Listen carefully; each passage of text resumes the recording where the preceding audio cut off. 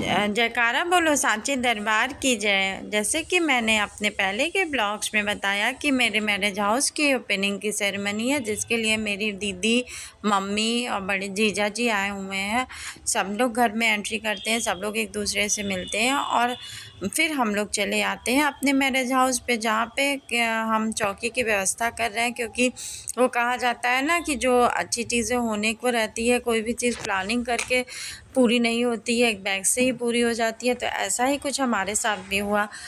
हमने पहले सोचा था कि भजन करवाएंगे भगवान जी का, लेकिन फिर जो हमारे सिंगर थे उन्होंने कहा कि भाभी भजन के साथ माता रानी की चौकी भी रख लेते हैं। तो मैंने झट से जो अपने ओपनिंग में माता रानी की प्रतिमाएं लाई थी उन सबको एडजस्ट किया और सारे पूजा के सामान मंगवाए और झट से माता रानी की चौकी हमने सजा ली। माता रानी को पहले चुनरी बिछा के उसके बाद नई चुनरी ओढ़ाई और फिर फूल माला अक्षत वगैरह चढ़ा के माता रानी को सारा श्रृंगार दिया, करवाया।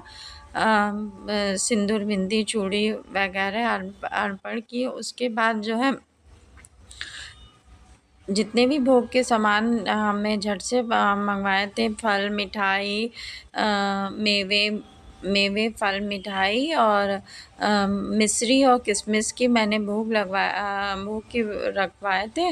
वो सबको मैंने अच्छे से डेकोरेट किया और दिया की व्यवस्था कर ली।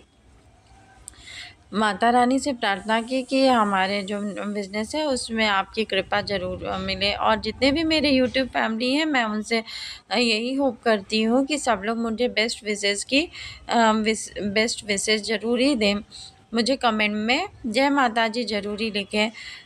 सब चीज़ें मैंने सेटलमेंट कर ली और थोड़ी देर बाद हमारे जो सिंगर भैया थे वो आ गए। उन्होंने कहा ऐसा है भाभी कि तब तक हम लोग अपना साउंड अपना सेटल कर रहे हैं, तब तक आप जो है दिया और वगैरह की और भी व्यवस्थाएं कर लीजिए।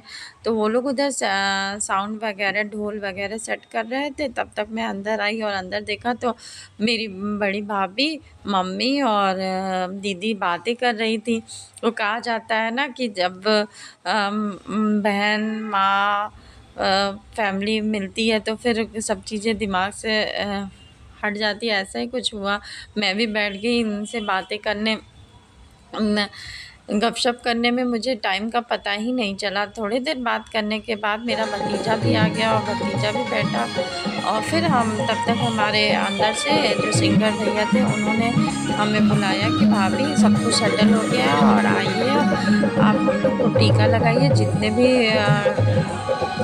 भी यहाँ पे बाद है ना ढोल तबला वगैरह इन सबको टीका करिए, मिठाई खिलाइए और कुछ दक्षिणा दीजिए। तो मैं आ गई और सबसे पहले माता रानी को दिया जलाया और दिया जला के अगरबत्ती सुलगा के माता रानी से विनती की और जितने भी लोग पूजन के समय थे उन सब ने भी अपनी विनतियाँ की।